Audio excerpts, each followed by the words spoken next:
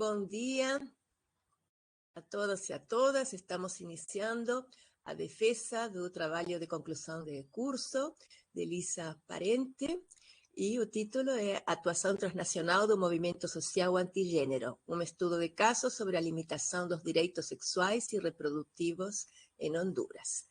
A banca está constituída pela professora Débora de Carvalho Figueiredo, do Centro de Comunicação e Expressão, ¿no? Departamento de Línguas, é isso? E Línguas Estrangeiras, o microfone está fechado. E a professora Liana Bon, do Centro Socioeconômico, do Departamento de Economia e Relações Internacionais. Muito obrigada às duas. E então, Lisa tem até, no máximo, 20 minutos para fazer uma apresentação e depois damos a palavra à banca. Lisa, seu microfone está fechado, aviso, ¿eh? Pode abrir. Obrigada.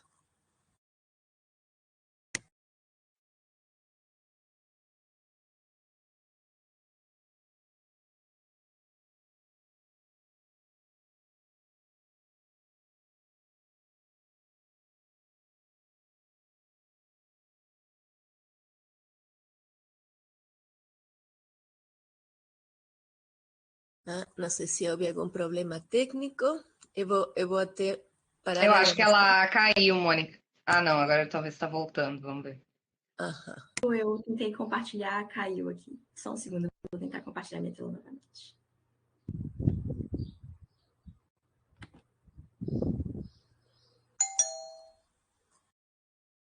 Professor, eu acho que você tem que me colocar como apresentador de novo, porque como eu caí...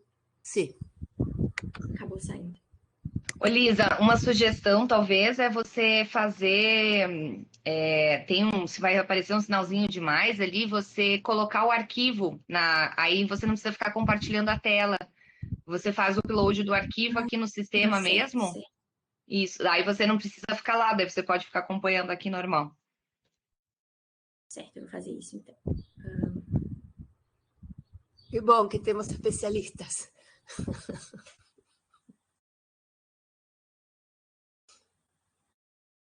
Não é o nosso caso, né, Mônica? Não é. Não é.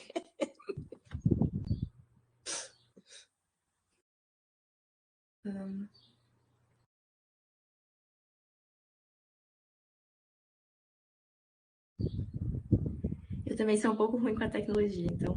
É gerenciar apresentações, professora, você sabe? Eu não sei. Eu acho que é alguma coisa nesse sentido. Eu acho que é isso, porque daí você vai fazer Aí você coloca o arquivo ali, vê se vai aparecer um espaço para selecionar o arquivo.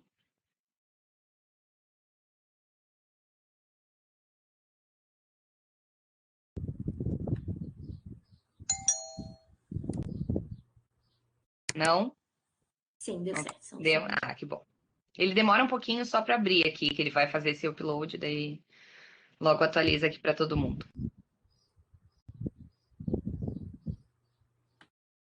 Eu já tentei enviar, que está dizendo que está carregando o arquivo.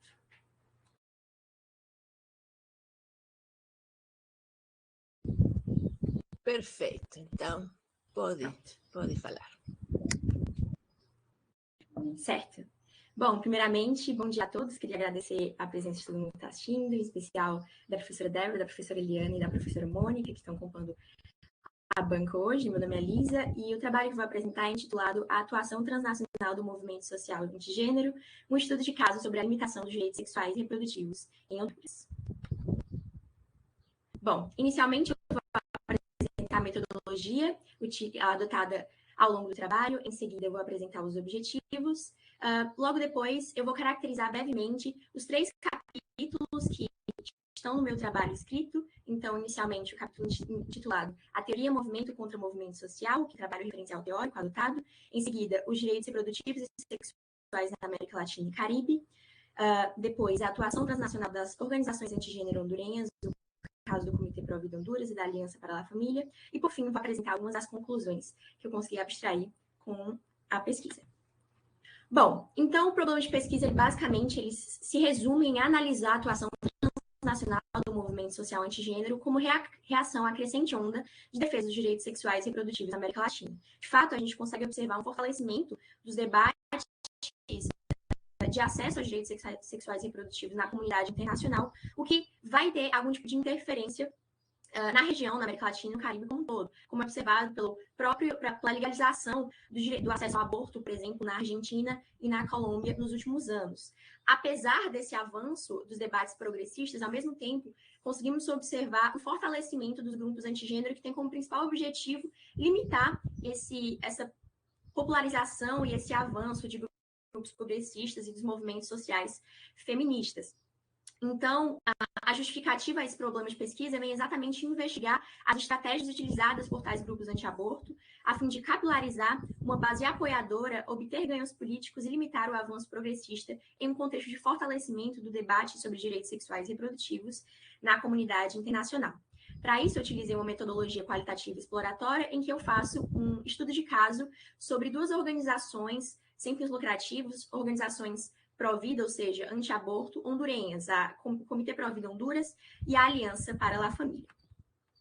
Bom, o objetivo geral do trabalho foi analisar a atuação do movimento social pró-vida em Honduras e como este se articula diante do avanço progressista na região. Diante desse objetivo geral, 2 objetivos específicos foram adotados, sendo o primeiro apresentar o embate entre o movimento social pró-aborto e o movimento pró-vida a partir da leitura de autores da teoria, a teoria que, utilizada como referencial teórico, foi a teoria do movimento contra o movimento social.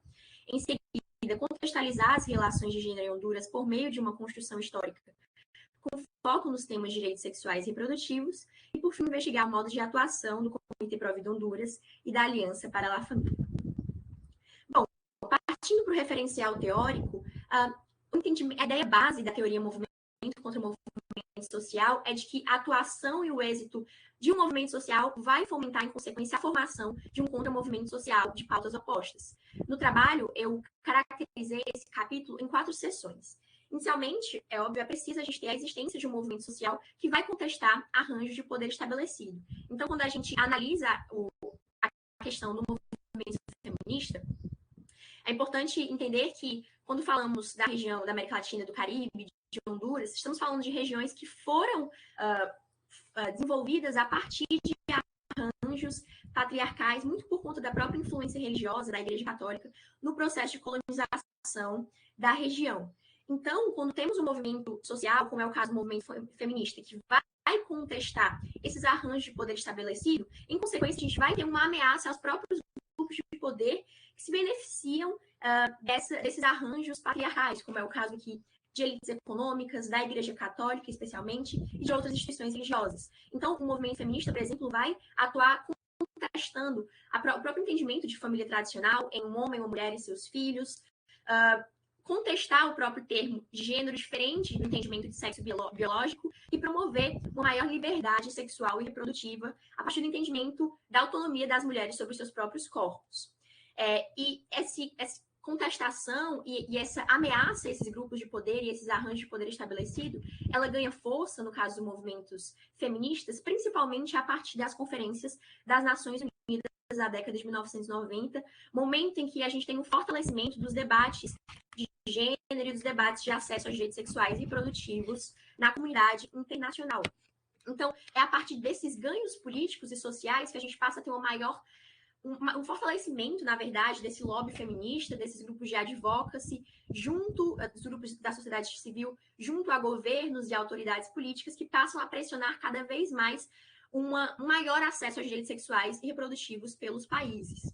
E aí é por conta desses ganhos políticos e sociais que a gente vai ter em reação uma maior organização e um fortalecimento dos grupos antigêneros que vão atuar principalmente com o objetivo de limitar o próprio avanço do movimento social feminista. Então, eles utilizam, de fato, estratégias semelhantes, eles se organizam em um movimento social, mas aqui em um movimento social de pautas diametralmente opostas, e vão se utilizar de narrativas como a questão da ideologia de gênero, a própria cultura da morte versus a cultura da vida, ou seja, a ideia da concepção, da vida desde a concepção e a defesa dos direitos da vida do feto, né? Sendo essa, na verdade, a cultura da vida, e também da própria defesa da família tradicional.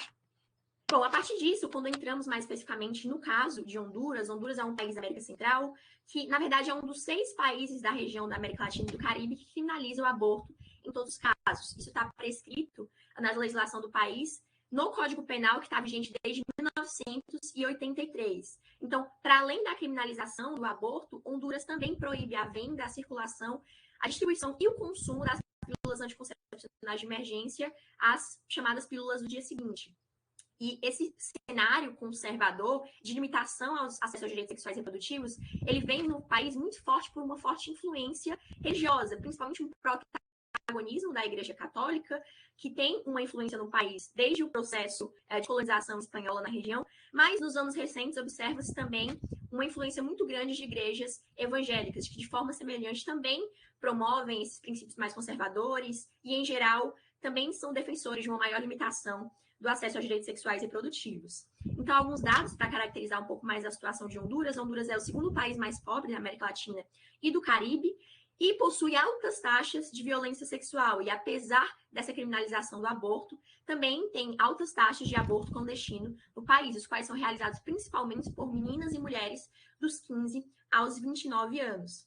E, ao longo da pesquisa, principalmente investigando os anos mais recentes do contexto histórico hondurenho, eu consegui perceber que a gente tem um evento que, de fato, caracteriza-se como um ponto de inflexão, que vai fortalecer ainda mais essa limitação aos acessos aos direitos sexuais e reprodutivos, que foi o golpe de Estado que retira o então presidente Manuel Zelaya do poder em 2009. Então, durante seu governo, Zelaya ele tinha um viés muito mais progressista, né? E ele permitiu, abriu espaço para uma atuação mais autônoma desses grupos feministas junto de instituições públicas que tinham como objetivo promover a garantia dos direitos das mulheres, como é o caso do Instituto Nacional de la Mujer, que é a principal instituição pública do caso hondurenho, que teve uma autonomia de atuação muito forte durante o governo de Zelaya. Isso vai gerar como consequência um maior acesso a ganhos políticos, né, de gênero, um maior acesso aos direitos sexuais reprodutivos no país.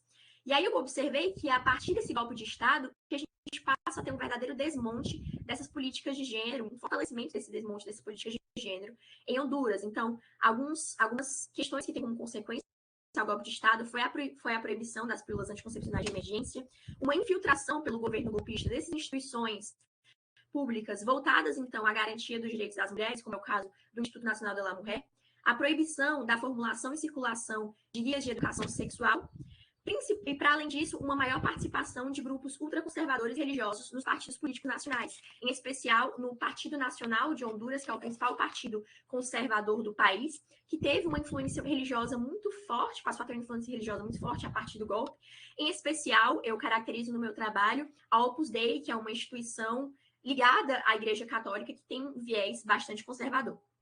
E aí eu observo que, de fato, esse foi um ponto de inflexão, porque mesmo com o fim do governo golpista e com a retomada democrática no país, esse cenário de limitação aos direitos sexuais e reprodutivos, ele acaba se mantendo em Honduras. Um exemplo disso foi a instituição da reforma ao artigo 67 da Constituição em 2021, no ano passado, que acabou instituindo o escudo contra o aborto. Então, anteriormente, a gente já tinha uma criminalização do aborto que estava prescrito no Código Penal, mas com essa reforma ao artigo 67, agora o aborto também passava a ser criminalizado no principal instrumento legal do país, que era a Constituição. Então, seriam necessários 96 dos 128 deputados do Congresso bicameral para que a gente pudesse ter algum tipo de mudança à Constituição.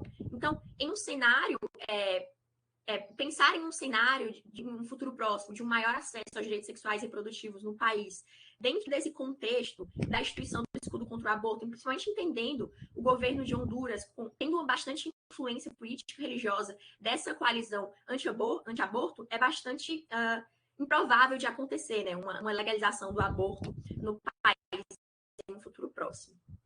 E aí, essa questão da instituição do escudo contra o aborto, ele faz bastante relação com o próprio referencial teórico que eu trabalhei na slide anterior. Porque, por exemplo, o escudo contra o aborto ele foi uma reação ao avanço progressista na região da América Latina e do Caribe. No caso, especificamente aqui, da legalização do aborto na Argentina. Então, ele vem como uma reação a esse avanço, né, uma tentativa então, de barrar esse avanço progressista em Honduras e como forma assim, de limitar e enrijecer ainda mais essas políticas de gênero no país.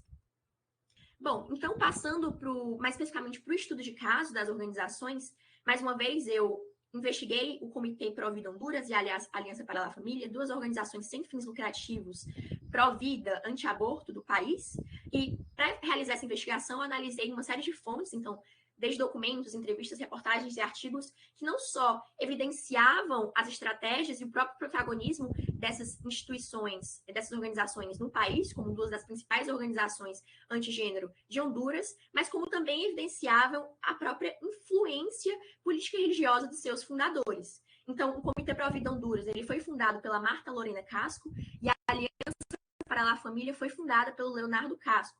Ambos são um casal, eles são casados, e são membros da Opus Dei, que é aquela instituição ligada à Igreja Católica, como comentei no slide anterior. E observa-se que, eu observei na pesquisa que esse protagonismo muito forte de ambas as organizações, ele está muito ligado à própria influência política e religiosa dos seus fundadores enquanto figuras públicas. Então, Marta Lorena Casco e Leonardo Casco, eles estão bastante relevantes dentro dessa rede transnacional antigênero e fizeram parte da organização, foram palestrantes de uma série de eventos, congressos e seminários que se colocavam, então, como esses eventos antigênero que buscavam difundir essa cultura anti-aborto, principalmente na região da América Latina e do Caribe. Então, alguns exemplos aqui, Leonardo Casco, ele foi palestrante do segundo Congresso Internacional Pró-Vida, Marta Lorena Casco e Leonardo Casco, ambos participaram de mesas de discussões no 6º Encontro Mundial das Famílias. Para além disso, eu observei também uma influência muito forte, uma articulação de ambos, inclusive com o próprio Vaticano. Então, por exemplo, eles foram convidados a participar de uma mesa de discussão na Assembleia Plenária do Conselho Pontifício para a Família e também foram convidados a participarem e debaterem na Assembleia Geral do Sínodo dos Bispos. A Assembleia Geral do Sínodo dos Bispos, ela é um evento organizado pelo próprio Vaticano, em que os palestrantes, aqueles que vão debater, eles são convidados pelo próprio Papa, e a Marta Lorena Casco e o Leonardo Casco, eles foram 2 dos 6 convidados naquele ano a discutirem, a debaterem, dos 6 convidados da região da América Latina e do Caribe, dentre leigos e não leigos, a debaterem nessa Assembleia. Então, a gente já pode analisar um pouco dessa própria articulação, influência de ambos, inclusive até mesmo com o próprio Vaticano. Para além disso, ambos possuem uma relevância política muito forte enquanto figuras públicas em Honduras. Marta Lorena Casco, por exemplo, ela foi deputada durante o governo de Manuel Zelaya e com a instituição do golpe de Estado também. Inclusive, ela foi a primeira a propor a proibição das pílulas as pílulas do dia seguinte no país. E ambos também fizeram parte da delegação hondurenha na Convenção Internacional sobre População e Desenvolvimento do Cairo. Marta Lorena, inclusive, ela foi a chefe dessa delegação. Então, naquela ocasião, Honduras ela fez parte da coalizão antigênero da conferência e possui um posicionamento bastante conservador diante ao acesso aos direitos sexuais e reprodutivos, inclusive sendo contrários ao próprio uso do termo gênero nos documentos finais da conferência. Então, eu consegui observar, na verdade, que esse protagonismo de ambas as instituições ele está muito relacionado a essa própria influência dos seus fundadores, enquanto figuras públicas e de relevância nessa rede transnacional antigênero. E aí, algumas das estratégias de atração dessa população, de capilarização dessa base de apoio de ambas essas instituições, são principalmente a promoção de atividades educativas, então desde seminários, eventos, palestras, aulas, que buscam difundir essas narrativas antigênero em Honduras e em outros países também, a relação com instituições de ensino, especialmente universidades, como eu trabalho na minha pesquisa, a articulação com essa base de apoio pelas redes sociais e também uma interferência política muito forte de ambas as organizações, principalmente em Honduras. Um exemplo é que o Comitê Pró-Vida Honduras ele foi protagonista no apoio à reforma do artigo 67, que instituiu o escudo contra o aborto no país em 2021. Bom, eu trabalhei um pouco dessa articulação de ambas as organizações com autoridades públicas, com partidos políticos, e com a igreja, né? Mas aqui eu venho trabalhar um pouco mais dessa articulação com demais grupos pró-vida nacionais e internacionais, caracterizando, assim, a própria inserção dessas organizações na rede transnacional antigênero. Então, para isso, eu analisei alguns documentos em que eu consegui comparar um pouco e e relacionar as estratégias de ambas as organizações, que na verdade são bastante similares, né, por conta dos seus fundadores serem um casal também. Então, alguns dos documentos analisados foram a Carta em Apoio à 8ª Marcha Nacional por la Vida na Colômbia, a Carta em Apoio à Marcha Nacional por la Vida e la Família na Guatemala, a Carta em Apoio ao Ato número 576 de 2004 do governo eslovaco, que acabou por dificultar ainda mais o acesso ao aborto no país, a Carta em Apoio ao posicionamento antiabortista do governo Trump nos Estados Unidos e o relatório alternativo da seção 120 do Comitê de Direitos Humanos da ONU. Analisando esses documentos, eu consegui perceber que os argumentos utilizados por essas organizações para defender essas narrativas antiabortistas, elas não se baseiam unicamente em princípios morais e influenciados por questões religiosas, mas há uma clara tentativa de secularização desses argumentos a partir principalmente de uso de argumentos baseados, então, em instrumentos legais, principalmente a partir de uma interpretação conservadora diante de tratados e convenções internacionais, como é o caso da Convenção sobre os Direitos das Crianças ou a Convenção Americana dos Direitos Humanos, em que essas organizações elas tentam, na verdade, defender a ideia da instituição da vida a partir da concepção, buscando, assim, defender o direito à vida do feto enquanto um direito humano. Além disso, observa-se também uma forte defesa da soberania estatal. Isso se dá muito por conta de críticas à própria atuação das Nações Unidas e demais organismos internacionais. Então, essas organizações argumentam que há uma forte pressão desses organismos internacionais que tentam pressionar, de fato, os governos nacionais a promoverem, flexibilizarem o acesso aos direitos sexuais e reprodutivos nos seus países.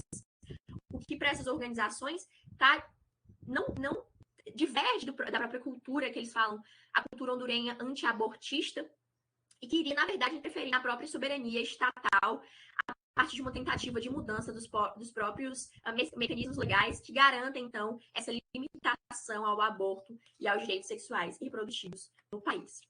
Bom, então, a partir dessa análise do estudo de caso, eu concluí no meu trabalho que essas organizações pró-vida em Honduras, elas atuam diretamente em um lobby antigênero articulado com partidos conservadores, autoridades políticas, instituições religiosas, como é o caso do próprio Vaticano, e demais organizações pró-vida, com uma forma, assim, então, de se inserirem nessa rede transnacional antigênero e difundir essas narrativas, não só no país, como também principalmente na região da América Latina e do Caribe como um todo, limitando o próprio avanço de grupos mais progressistas e de defesa aos direitos sexuais e reprodutivos. Para além disso, conclui que o fortalecimento dos grupos pró-aborto, especialmente por meio de ganhos políticos, gera sua própria reação, definida pela formação do contramovimento social de direitos sexuais e reprodutivos, o que eu consegui analisar a partir da investigação do referencial teórico, que foi a teoria movimento contra movimento social, mas que também a gente consegue relacionar quando observa o próprio caso de Honduras, a própria perspectiva, por exemplo, da instituição desse escudo contra o aborto como sendo uma reação ao próprio avanço dos direitos sexuais e reprodutivos, especialmente na Argentina, com a legalização do aborto no país. Para além disso, concluí que é a partir do golpe de Estado em 2009, que retira o então presidente Manuel Zelaya do poder, que Honduras sofre um enrijecimento das políticas de gênero, então entendendo esse evento como um ponto de inflexão que fortalece esse desmonte das políticas de gênero no país, que o alcance da atuação das organizações em âmbito doméstico e internacional foi influenciado pelo reconhecimento dos seus fundadores diante da colisão antigênero e transnacional, então entendendo essa influência de Marta Lorena Castro, Leonardo Castro, essa sua influência religiosa e política como relevante para o próprio protagonismo de suas organizações, não só em Honduras, como nessa rede transnacional antiabortista como um todo, e também que ambas as organizações elas atuam de forma próxima à rede transnacional antigênero. Bom, aqui são algumas das referências utilizadas e é isso. Muito obrigada. Muito obrigada, Lisa.